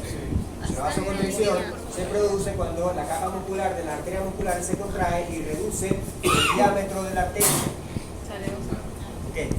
Eso también lo puede regular el endotelio. El endotelio tiene algunas sustancias, produce algunas sustancias que controlan el mismo, controlan a la capa muscular. Tenemos por ejemplo algunas que producen el óxido nítrico. El óxido nítrico es un neurotransmisor, ¿verdad? Se lo nombró el profesor José Manuel, que son los neurotransmisores, ¿verdad? Sí. Son sustancias que se liberan en la sinapsis. Sí. Tenemos este que se llama óxido nítrico. ¿Lo han escuchado? No. ¿Qué hace el óxido nítrico? ¿Lo han escuchado por ahí en la prensa o algo? El óxido nítrico. El óxido nítrico está controlado por el famoso Viagra. Sí, estamos hablando óxido nítrico, sangre, ¿verdad? Sangre, cantidad de sangre que llega a un órgano, entonces se puede imaginar a qué órgano le llega sangre para funcionar. Entonces, ya sabemos por qué interviene esta óxido nítrico. O también produce vasoconstricción. Saben que para que haya la erección del pene tiene que llegar de sangre. Bien. De otras diferencias de los vasos sanguíneos. Ese era el endotelio. Ahora vamos con la capa media. La capa media del vaso sanguíneo está formada por la parte muscular y la parte elástica. ¿Sí? Pero eso varía. Hay arterias que tienen más muscular y menos elástica, y otras que son al revés, que tienen más elástica y menos muscular. Ok. Tenemos aquí, por ejemplo, las aortas y los grandes vasos tienen mayor fibras elásticas. Las arterias de mediano calibre tienen más o menos igual la cantidad de fibras elásticas que musculares. Y las arteriolas tienen más musculares y casi no tienen elásticas. O sea, dependiendo de la cantidad de fibra elástica y muscular, es la función de la arteria. Entonces, las que son fibras elásticas soportan las presiones. ¿Por qué? Porque ya soporta la presión, porque la fibra elástica, ¿qué hace? Permite que la arteria se pueda dilatar. Si yo le meto presión a esa arteria, ella puede acumular esa presión extendiéndose. Ok. La arteria de mediano calibre es su función intermedio entre la presión y la resistencia. Como ella se puede dilatar un poquito, pueden acumular presión y también pueden tener un poquito de resistencia. Pero las arteriolas, ¿qué hacen? No pueden dilatarse. O sea, cuando ellas están ahí, se contraen, aumentan la resistencia. Entonces tenemos tres tipos de vasos. Los vasos que tienen mucha fibra elástica son vasos que soportan presiones o acumulan presión. Los vasos intermedios están ahí entre acumular presión y dar resistencia. Pueden estar en un estado intermedio. Y las que no tienen fibra elástica, sino que tienen solo fibras musculares, ellas ofrecen resistencia. Pueden variar la resistencia. Si se dilatan, tienen menos resistencia. Si se contraen, tienen más resistencia. Son vasos de presión y vasos de resistencia. Ajá. La capa externa. Entonces dijimos que básicamente podemos hablar de que serían tres capas. La capa interna, que es el endotelio, la capa media, que está formada por las elásticas, una combinación de fibra elástica y fibra musculares dependiendo del vaso, y la capa externa, que es la capa del vaso, que es la túnica, se llama túnica externa. Esta túnica externa se encarga de la nutrición del vaso.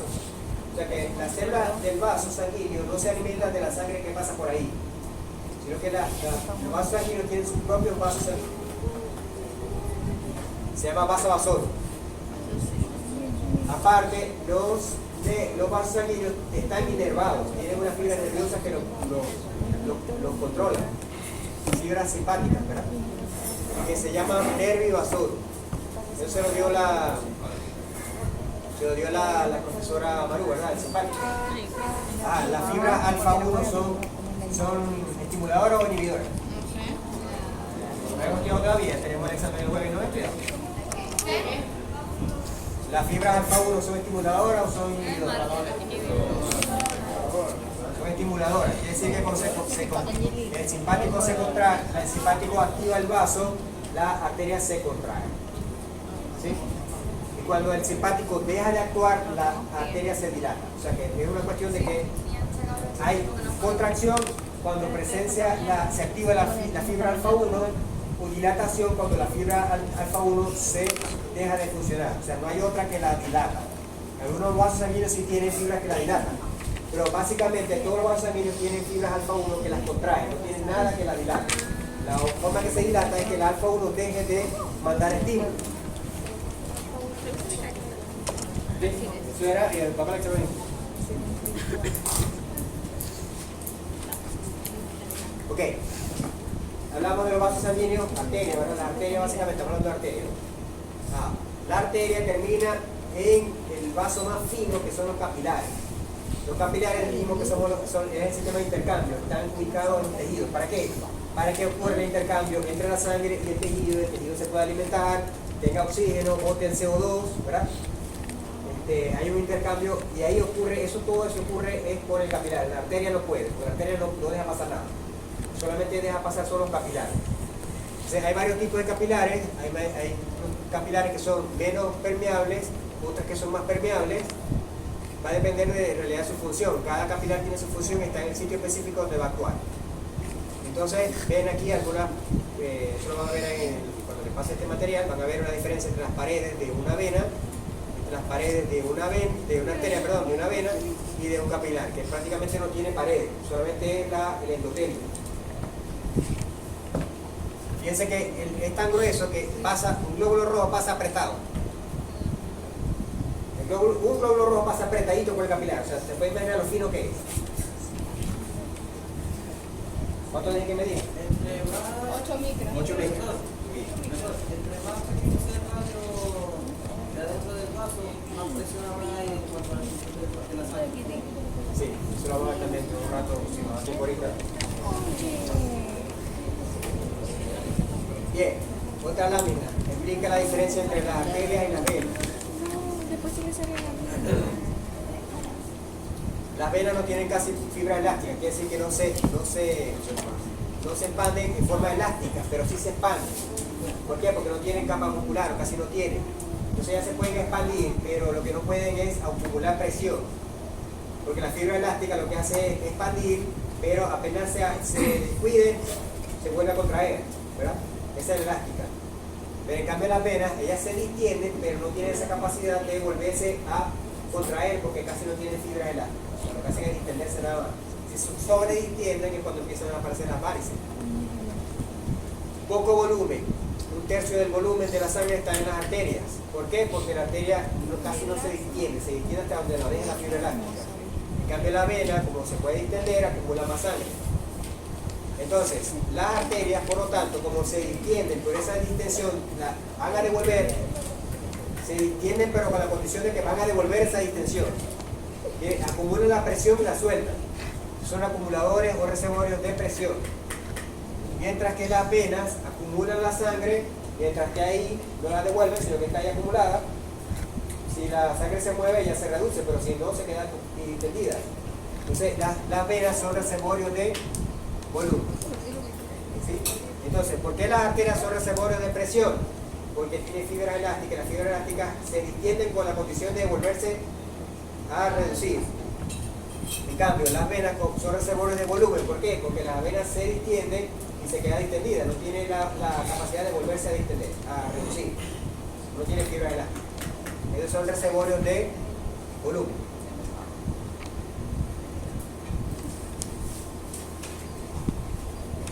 Mira qué dice. Entonces, la circulación sería así, algo así. Vienen las arterias, ¿verdad? Transporta la sangre a elevada presión. Tiene pared gruesa, tiene tejido elástico y muscular. Ya dividimos que hay diferentes tipos de arterias. Después vienen que las arteriolas, que son más musculares que elásticas, y por lo tanto controlan la resistencia, y al controlar la resistencia controlan la presión. Son sitios donde se modifica la resistencia, las arteriolas. Después vienen los capilares, que son los sitios de intercambio, digo que son muy finos, apenas lo que uno pasa una frita al lado de otro. Son muy finos y ocurre entonces el intercambio. Solamente tienen la pared, solamente muy fina, solamente el endotelio, y ahí es donde ocurre entonces el intercambio de todo esto que está aquí. Ustedes lo leen ahí cuando pasa el material. Luego vienen las venas, las vénulas y después las venas. Las venas no tienen casi capa muscular ni casi ni capa elástica, entonces cualquier sangre que llegue ahí las va a distender y por lo tanto son vasos de capacitancia y su flujo es de bajo presión. ¿Cómo hace la vena para que la sangre si es de baja presión no se devuelva? Con las válvulas. Presten atención cuando...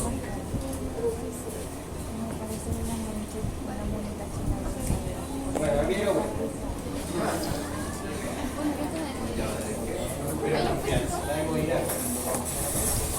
La hemodinamia entonces es la parte del estudio cardiovascular de la fisiología que se encarga de estudiar por qué y cómo se controla el flujo de sangre por los vasos sanguíneos. Hemodinamia, suena como dinámico, ¿verdad? Como y hemo suena que entonces es el estudio de cómo se mueve el movimiento de la sangre por los vasos sanguíneos. La sangre es líquido, tiene alto componente de agua, quiere decir que está controlada por las mismas leyes físicas y ¿cómo se llama? Hidráulicas que puede controlar el petróleo, el agua de las tuberías de las casas. Vamos a ver las mismas leyes de física y algunas de las leyes aplicadas a todos los fluidos se aplican a la sangre y eso es lo que hacen mover la sangre. Estas son algunos de los principios que vamos a leer, vamos a estudiar, que son los que hacen que muevan la sangre y cambien la presión de la sangre. Bien, la ley de Pascal, eso también esto es lo que está hablando la profesora Maru, de poner un cilindro con agua y se le pone un huequito arriba, sale un chorrito, y se le pone un poquito abajo, el chorrito sale más lejos. ¿Sí lo tengo? No. Ella me explicó mucho esto. Si yo tengo un cilindro, esos cilindros que ponen en la casa para guardar agua, ¿verdad? Esos que son así altos. Está lleno de agua, ¿verdad? Si yo agarro un taladro de maldad para hacer la maldad a la mamá y le hago un huequito con un taladro al cilindro, yo le hago un huequito aquí arriba, va a salir un chorrito de agua. ¿Verdad? Si le hago el huequito aquí abajo, el agua no va a hacer esto, sino que va a hacer esto. Es decir, que la columna de agua que está por encima de le hace una presión y esa presión sale por aquí. Y esta columna de agua que pasa es más larga para salir aquí y esta presión de agua es mucho mayor y por lo tanto el chorrito llega más lejos. ¿Sí? Pruébenlo a ver si su mano los mata. Lo prueban para que vean que no estoy diciendo mentira. Si usted hace el huequito arriba, el chorrito sale y se cae. Si le hace el huequito abajo, el chorrito se estira más y cae. Tiene más presión abajo que arriba. Entonces esas son las leyes que explica las leyes de Pascal. Obviamente, si tomamos en cuenta, yo como si fuera un cilindro, ¿verdad? Yo tengo más presión en los pies. Porque está recibiendo toda la presión del agua que tengo hasta los pies. Entonces, si yo estoy de pie, la presión que se maneja en cada parte de mi cuerpo es diferente a cuando yo estoy acostado. Si yo estoy acostado, ¿verdad? Ya la columna de agua no existe porque estoy acostado. Entonces, por eso es que la persona cuando se para, nosotros los viejitos cuando nos paramos de pronto empezamos, ¿verdad? Se agarra el cuarto y da vuelta. ¿Por qué? Porque el corazón, todo el sistema vascular tiene que adaptarse a un nuevo sistema de presión, que es diferente cuando la persona está de pie y cuando está acostada. Entonces, ¿cuál es lo recomendado para nosotros los viejitos? Que nos sentemos primero, contemos hasta 10 y después nos paremos. Quiere decir que la adaptación de las presiones vaya cambiando poco a poco. De acostado a sentado, de sentado a parado. Entonces, dígale, cuando su mamá se pare muy rápido de la cama y diga, ay, me mareé. Ah, mamá, te mareaste por la...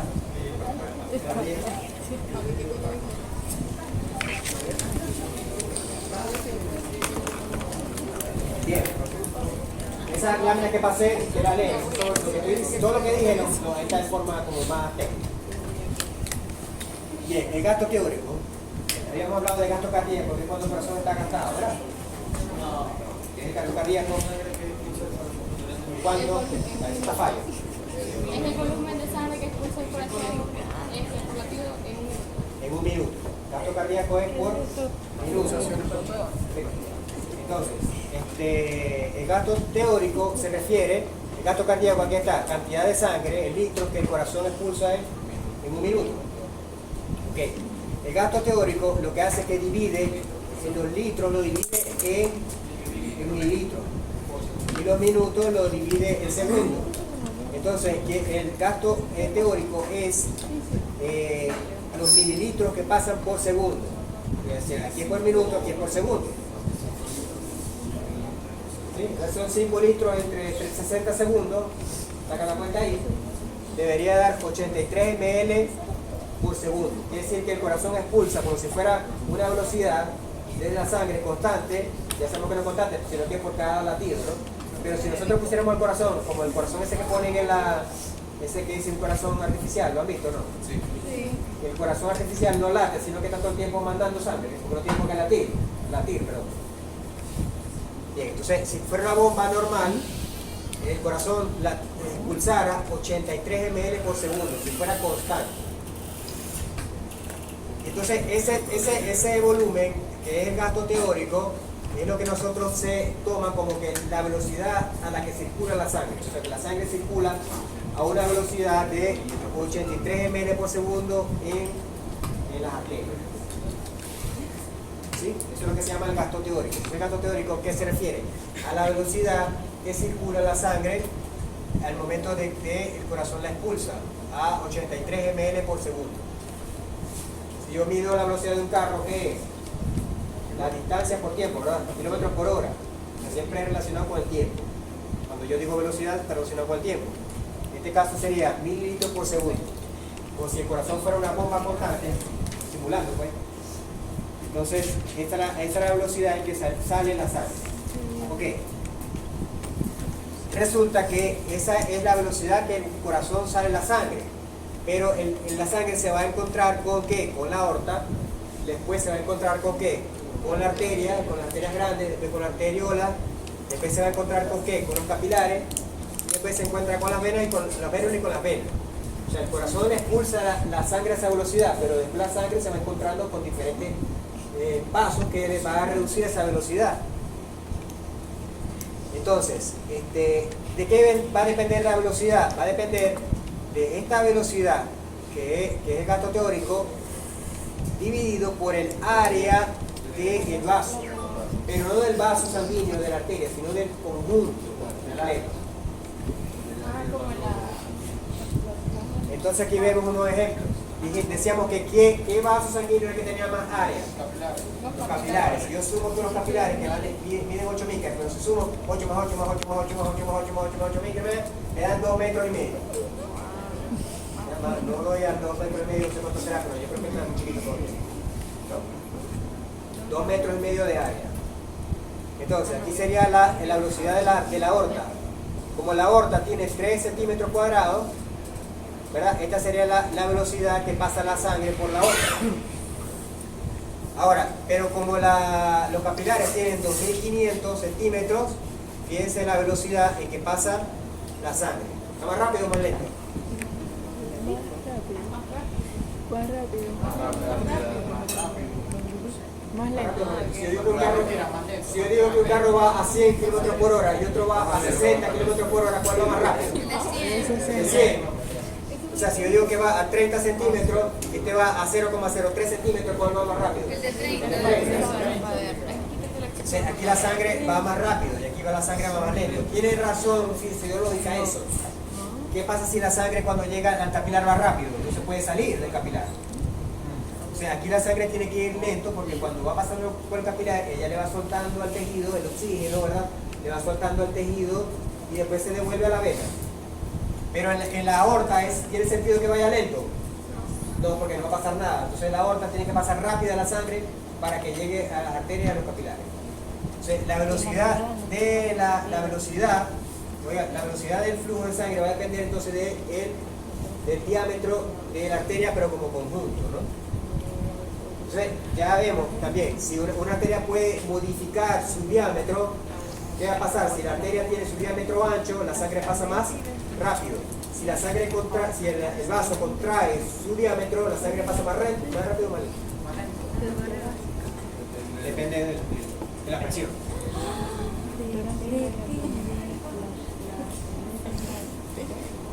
El teorema de Bernoulli, bueno, esto para que lo sepan,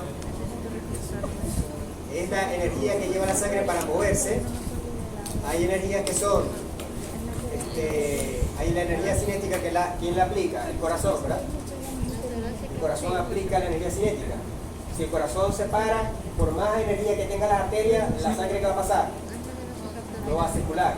O sea, la energía cinética es la mayor energía que tiene la sangre para moverse, que es la energía que le proporciona el corazón. Pero aparte, hay otras energías que el corazón de la sangre va recibiendo a medida que va circulando. Por ejemplo, ya cuando la sangre llega a las papilares y luego a las venas, ya el corazón, ya no, esa presión del corazón no le llega ya. Ya tiene que tener otras presiones para que la sangre vuelva a llegar al corazón. Y esa sumatoria de energía son las que aumentan o disminuyen el flujo sanguíneo, que está aquí en esta fórmula. Como digo, esto es una clase de humano, no vamos a tener que prestar mucha atención a esa parte, aunque esas fórmulas controlan lo que viene, pero como fórmula no nos interesa tanto. Vamos a detallarla mejor. Bien, entonces tenemos un flujo sanguíneo. Cuando yo digo flujo sanguíneo, ¿en qué unidades se mide eso? ¿En qué? Micro. Ah, no, en Yo digo flujo sanguíneo, ¿en qué unidades se mide el flujo sanguíneo? mililitros. Volumen, pero ¿qué más? Mililitros de Por Volumen por tiempo. En lo que acabamos ahorita de decir de 30 centímetros por 30 segundos, 30 mililitros por segundo o 0.03 mililitros por segundo, ese es el flujo sanguíneo. ¿A qué velocidad funciona? Se mueve la sangre. Entonces, el flujo sanguíneo se refiere a la velocidad en la que se mueve la sangre. El flujo sanguíneo se mide con unidades.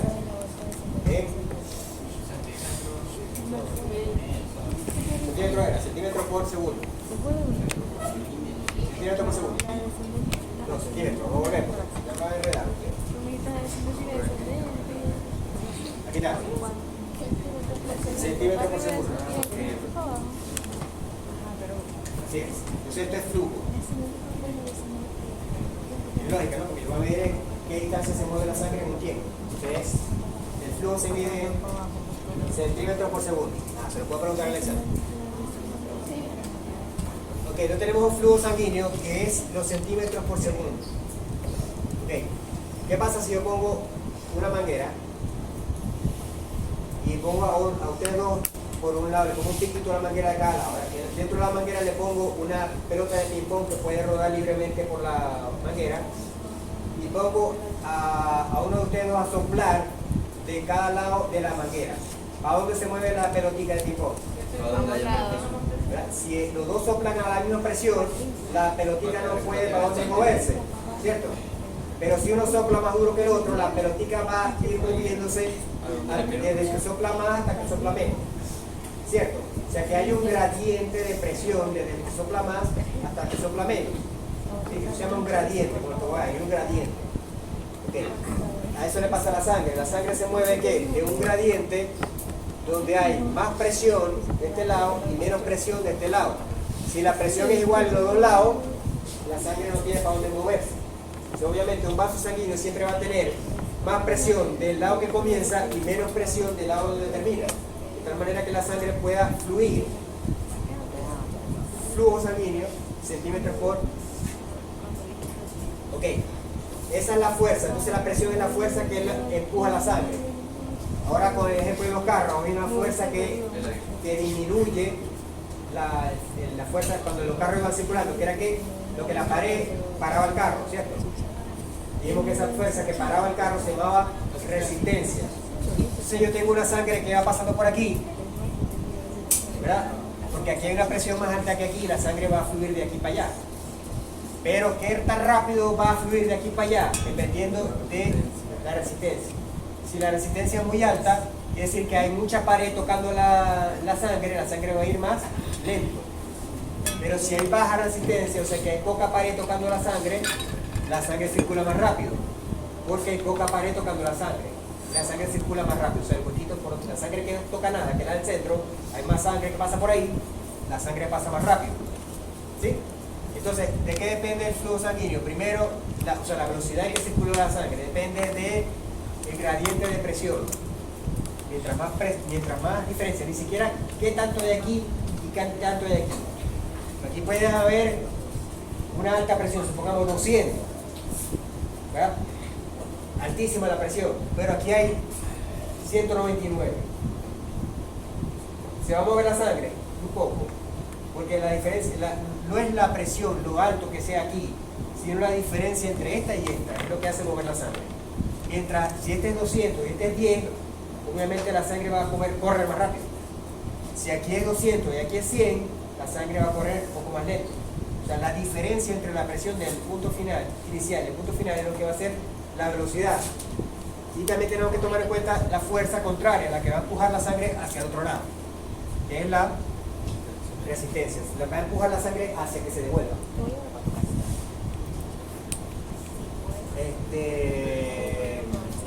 Esta está aquí atravesada, no sé por qué. Bien, entonces ya dijimos que las venas se pueden dilatar, ¿cierto? Para guardar la sangre. Entonces en las venas, en todo momento en las venas está el 80% de la sangre sistémica. Habíamos dicho el 60, ¿verdad? Pero el 60 del total incluyendo el corazón, incluyendo los pulmones. Ahora, si solamente incluimos la sistémica, las venas almacenan el 80%. Los capilares el 5% y las arterias el 15%.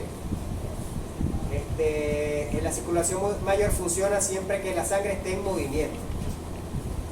Que se llama capacitancia, la capacidad que tienen las venas de almacenar sangre porque se dilatan sin.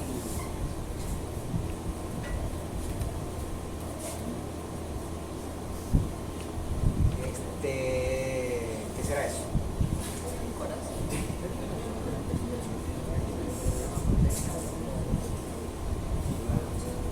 Bueno, todavía no me da lo mismo. Vamos a ver si entendemos eso. Ok. Decíamos que los vasos grandes tienen más muscular o más elástica. Los vasos grandes tienen más elástica que muscular. En la medida que el vaso se vaya haciendo más, la arteria, quiero decir, ¿no? La arteria, mientras más grande sea la arteria, más fibra elástica tiene, y a medida que la arteria se vaya haciendo más pequeña, va cambiando la fibra elástica por fibras musculares y la arteria se hace cada vez más muscular. ¿Sí? Eso lo habíamos dicho también. Okay. O sea, el vaso sanguíneo, la arteria más grande que hay es ¿cuál? La aorta, el arco aórtico, es el vaso sanguíneo más grande, quiere decir que es el vaso más elástico que hay. La aorta. ¿Qué quiere decir que es elástico? Ya lo he dicho varias veces, ¿verdad? Que cuando le llega presión, la sangre, la vena se estira con sus fibras elásticas, ¿verdad? Pero en cualquier descuido devuelve la presión, que es elástico, se estira y se reduce. Okay. La diferencia es que las venas se estiran y se quedan estiradas porque no tienen fibra elástica. Ok, entonces yo aquí, el corazón, aquí, ¿qué está pasando en el ventrículo izquierdo? Tanto en el derecho también, obviamente, todo eso pasa en los dos lados. Pero vamos a tomar ejemplo del ventrículo izquierdo. El ventrículo izquierdo aquí se está contrayendo, ¿cierto? Se abre la válvula semilunar que está aquí, la sigmoidea. Se abre, ¿verdad? La sangre pasa del ventrículo a la aorta, pero a una alta presión. El corazón, ya en la boca del corazón es cuando está la presión más alta que puede haber en el circuito. Es producto de la fuerza del corazón. Quiere decir que el arco aórtico se enfrenta a la mayor presión que puede haber en el circuito. ¿Qué hace el arco aórtico? Le dice que no, se estira. Entonces, el corazón le manda sangre con presión, y él pasa la sangre, pero también acumula la presión al estirarse. Después el corazón después de la sístole entra en diástole, ¿verdad? ¿Qué pasa con la diástole? Va a pasar sangre de la aurícula a la ventrícula. ¿Pero pasa más sangre a la aorta? No. ¿Qué pasa a la sangre? ¿Se detiene? No. no se detiene. ¿Por qué no se detiene la sangre? Porque la presión que acumuló la aorta, cuando el ventrículo entra en diástole, ella aprovecha a soltar esa presión para que la sangre se siga moviendo. Entonces es un ciclo, ¿verdad? El corazón entra en sístole, le manda la presión a la aorta acumula presión, el corazón se relaja, ¿verdad? Y la aorta en ese momento aprovecha y suelta la presión. Luego vuelve otra sístole, vuelve a acumular presión. Luego el corazón entra en diástole, esa presión la vuelve a soltar. De tal manera que la sangre siempre está en circulación. No porque el corazón esté en diástole, la sangre se detiene. Eso lo pregunto en el examen. La sangre, cuando el corazón está en diástole, la sangre reduce su velocidad. No, ¿por qué no reduce su velocidad?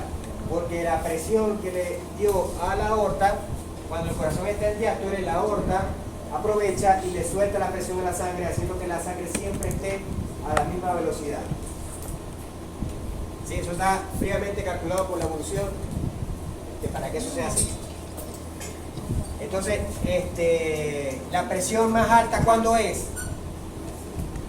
La presión más alta, ¿cuándo es? Cuando el corazón entra en sístole, ¿verdad? El corazón entra en sístole y esa presión con que sale la sangre se le transmite a la aorta. Luego el corazón se cierra la válvula y la aorta, ¿qué va a hacer? Va a transmitir esa presión a la sangre y va a bajar a 80. Cuando baja a 80, ¿qué hay? Otra sístole. El corazón le vuelve a mandar presión a la aorta. La aorta, cuando el corazón entra en diástole, la presión baja y esta presión, la arteria le está dando la presión a la sangre hasta llegar a 80. Por eso que las presiones que uno se mide en El presiómetro. de 120 a 80. Los milímetros de mercurio, a ver, es una explicación que es muy... No, sino que eso tiene que ver con que si yo pongo una columna de mercurio, ustedes han visto el metal mercurio, que tiran como si fuera un aluminio líquido ahí, se queda la bolita de aluminio líquido ahí, eso es mercurio, ¿verdad? Mercurio es un metal pero líquido. A una altura de la atmósfera, yo tengo el mercurio en una columna y el mercurio tiene una altura. Y esa altura se mide en milímetros. Esa es la presión de mercurio a esa presión. O sea, lo que le da la atmósfera a esa gravedad, a esa altura, el mercurio se levanta a esa altura. Son milímetros de mercurio. Cuando algo se le aplica presión a un lado, la misma cantidad de presión que se le aplica a un lado que yo tengo conectado ese tubito de mercurio es la misma cantidad de presión que va a subir el mercurio en milímetros por encima de eso. Entonces, es por eso que de ahí que se originó la lectura en milímetros de mercurio. Es cuando yo subo el mercurio aplicándole presión con un tubito a una columna de mercurio y ese mercurio se sube. ¿Qué pasa? Que ahora los aparatos electrónicos no tienen mercurio. O sea, el mercurio es tóxico, el mercurio no se usa. Pero todo se ha trasladado a esa misma unidad de medida, de milímetros de mercurio. Pero los termómetros no tienen mercurio dentro. ¿Lo qué? Los termómetros. Algunos termómetros tienen mercurio adentro, pero ya son diferentes. Ya no explica la parte Y se me fue. ya no explica la parte de presión, sino le explica la parte de distensión por calor. Entonces, el mercurio cuando se calienta se dilata. Se dilata. Todo metal se dilata cuando está Exacto, calentado. como todo metal. Entonces estamos claros aquí, ¿verdad? El corazón al contraerse le da presión a la aorta acumula cierta presión, la presión obviamente hace que la sangre circule, pero parte de la presión se acumula en la pared de la aorta. Cuando el corazón entra en diástole, ella aprovecha esa presión para hacer seguir moviendo la sangre. Esa presión de cómo va de 120 a 80 en humano. El máximo de presión que recibe la aorta aquí es de 120. Cuando el corazón se cierra, o sea que entra en diástole, esta presión baja hasta 80, no baja hasta 0. Baja hasta 80. Y después viene otra contracción, sube a 120, después baja a 80. ¿Cierto? Y así va, que es la misma presión que se mide cuando le mide uno la presión con el aparatito. Si no me acuerdo qué es esto, lo dejamos aquí. No se acuerda. Hasta acá, entonces mismo la pueden leer. Quiere decir gradiente de presión. Ya no, porque eso lo... Eso no ha tenido salido de trabajo. Ya va, ni siquiera he dicho que ya terminó la